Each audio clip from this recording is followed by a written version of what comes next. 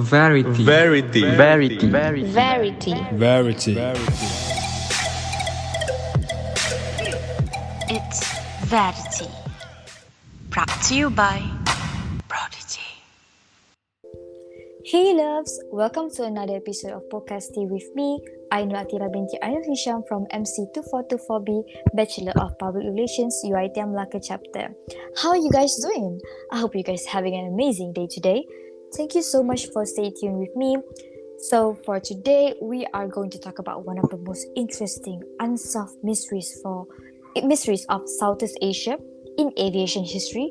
Like, it is really tough to get across what a mystery of a missing airline, Malaysia Airlines Flight 370, and our podcast title is The Mystery of Malaysia's 370.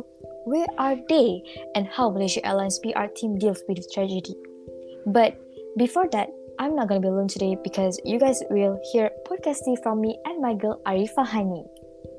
Hi everyone. Hi Atira. Hi Hani. Thank you so much for inviting me and giving these opportunities to involving in this discussion of this topic about Malaysian 370. Yeah. I'm so glad you're here with me and thank you so much for your time, okay? So Alright. allow me to introduce a bit about our guest. Her full name is Arifah Hani binti Muhammad Azhar. She is currently a second year student of Bachelor in Communication, Instructional Communication and Training at UiTM Shah Alam. She's from Kuala Lumpur and active in joining desk competitions. But in contrast to that, Hani actually loves to watch documentaries on various platforms to understand many topics that create theories or some facts that she could learn from it. And I believe she is ready for our discussion today. So, alright, without further ado, let's start our story time. So, Hani, what is goes to your head when you hear about MH370? Well, there's actually a lot of things to think of, like how does it disappear? Why do people give out their theories? As I watch a lot of documentaries about this topic, and it does interest me to actually discuss about it. Yeah. True. I remember that I knew about this breaking news when I was at school at the time. I was in class, but I couldn't remember what period was it. And it all begins on March 8, 2014. A Boeing 777-200ER operated by Malaysia Airlines took off from Kuala Lumpur and towards Beijing. The designator for Malaysia Airlines is MH and the flight number was 370. Farid Hamid, the first officer, was flying the airplane. Yeah, I see. I mean, I do remember when it first came out as a breaking news. I also remember where everyone was wearing black to show their sincere of the victims. Well, by the way, do you know that Farid Hamid was only 27 years old during that time? Yeah, He was young. it was a training flight for him, which actually the last one would soon be his full certified, as his trainer was the pilot in command, a man named Zahari Ahmad Shah, was 53 at the time, and he was actually like the most senior captains at Malaysian Airlines. And in Malaysian style, he was known by his first name Zahari, or so-called Captain Zahari. I see. And in the cabin, there were 10 flight attendants. All of them were Malaysian. And they had 227 passengers to care for. So on that night, as you said, Captain Zahari, he was the one who handled the radios. And then the arrangement was standard, but Zahari's transmission were a bit unusual that night. So 11 minutes after that, the controller at Kuala Lumpur Center Radio, they were saying like Malaysia 370, contact Ho Chi Minh 120.9, good night. And then Zahari did answer, good night Malaysian 370. But this time he did not read back the frequency as he should have. And then unfortunately, it was the word heard from MH370, and then the pilots would never check in with Ho Chi Minh. Oh yeah, yeah, that's so true. I heard that it's like only 5 seconds after Mm-hmm. MH370 across into Vietnamese airspace, and the symbol representing its transponder dropped from the screen of Malaysian air traffic Mm. control, and it's like around 37 seconds later, the entire airplane disappeared from like secondary radar. Even Mm-hmm. in Kuala Lumpur was dealing with other traffic elsewhere on his screen and simply didn't even notice that this happening. Oh, Yeah. and eventually, the Vietnamese controllers, meanwhile, did saw MH370 cross into their space and then disappear from radar. Oh, they did. Yeah, Damn. but they apparently misunderstood a formal agreement by which Ho Chi Minh was supposed to inform Kuala Lumpur immediately if an airplane that had been handed off was more than 5 minutes late checking in. Yeah, yeah, because like by the time they check up the phone to inform Kuala Lumpur, it was Mm-hmm. like already like 80 minutes past. Pass, Since, yeah. yeah, MH370 disappeared from the radar screen, with what ensued was like an exercise in confusion and incompetence by Mm-hmm. 2 to 3 a.m. I guess it still not has been cleared And up or then, anything. like at that moment, the airplane should have been landing Beijing, but Mm-mm. it was, and still unfortunately was nowhere near to be found until now. So these unsolved mysteries have delivered more questions rather than answers. Unsurprisingly, the lack of evidence has spawned a number of theories from all corners of the internet. Yeah, yeah, agree. Like the lack of answer, even as more informations come to light, combined with the fruitless Yeah, searches, search. means like all that left are like theories of what might have happened to the flight. Some theories Mhm. has been dismissed by authorities, but others loom larger though. Yeah. Yeah. So, like here are some of the most interesting, if not the most logical ideas people have come up with. So the first one, like the cockpit fire, one of the favorite. Uh, Um.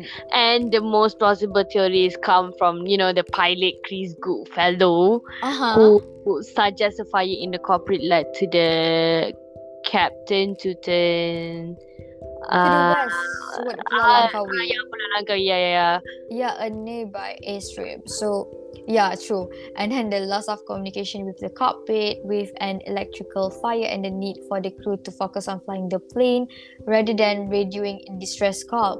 So, Chris Goodfellow, he thinks that the pilots could have passed out or succumbed to death to smoke yeah. Mm-mm. inhalation, with Yeah, the yeah, plane yeah. flying for hours until it ran out of fuel and crashed. It's a great It's a theory. great theory. Yeah, yeah. Yeah, except for the lack of any, Evidence, yeah, like, solid yeah. evidence to support it.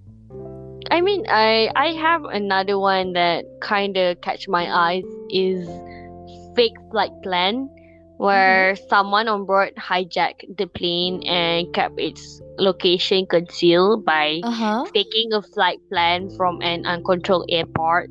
Then the Mm-hmm. pilots could pretend to be a small business jet and proceed to some hidden airfield somewhere with no one know the otherwise, or What? except for the What? fact that it's kind of It's tricky to hide a tricky. Boeing It's 77, tricky. right? It's 700 like passengers and impossible. crew some more, like, Yeah. uh mm, They will be loud to like telling people we are they actually.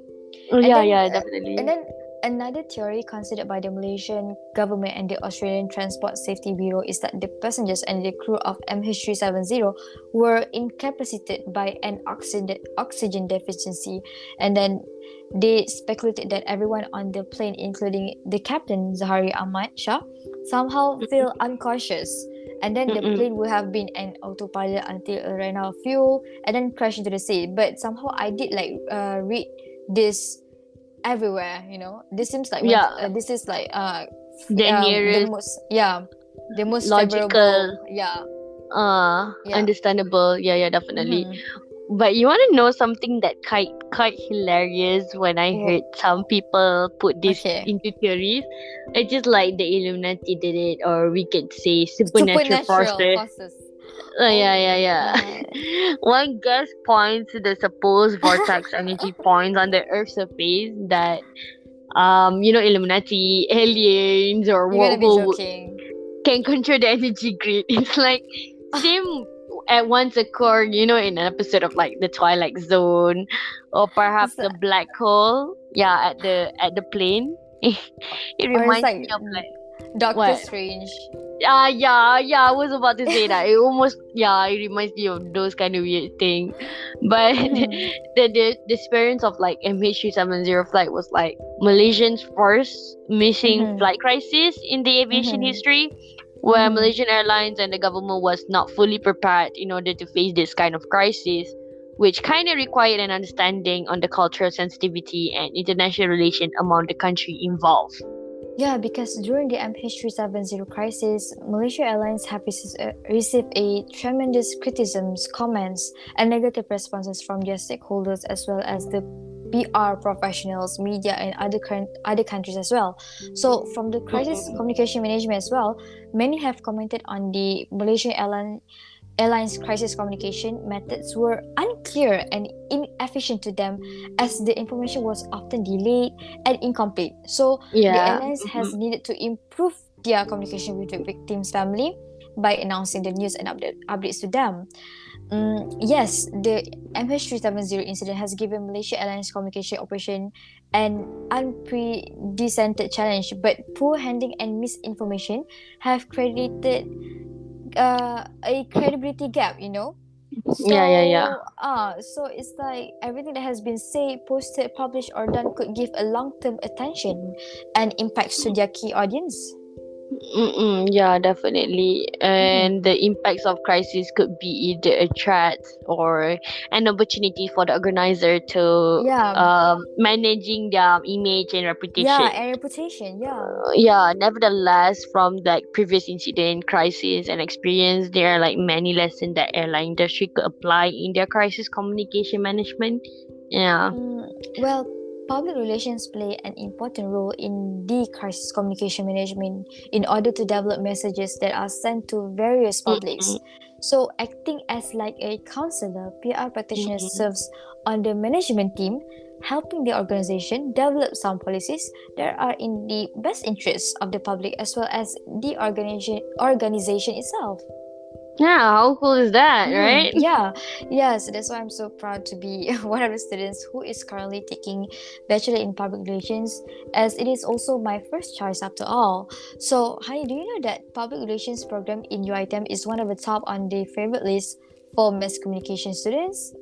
Oh my god, I didn't know that. I think that's Yeah, quite cool and yeah. interesting to It know. is quite numbers of students who literally doing their best to be selected into this program. Oh well, I know about that because I think I'm actually one of them. But it's okay. Now, I think not just that. Move on. I heard that there are like many graduates of public relations from UiTM Mm-hmm. are currently working at like big or even well-known firms and companies. Oh, yeah, that is my major dream in my wish list, you know. Please pray for me too on getting myself to work at my dream job place. Yeah, definitely. Inshallah, you'll go to that dream job, and Amin. amin. Amin to both of us. Yeah. So, Alhamdulillah, we finally reached the end game. Hence, thank you so much to my honorable guest, my friend Arifa Hani, on willingly to be with me on this episode of Podcasty. Yeah, thank you so much for having me today. I enjoy myself discussing about this topic, and Yeah, it's a great opportunities and love how we learn a lot from here. yeah, thank you so much for being here again.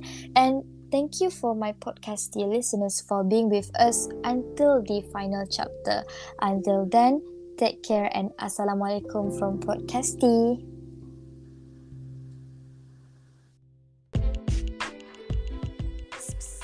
This podcast is brought to you by Atira Hisham for Pro 549 Corporate Creative and Production Subject.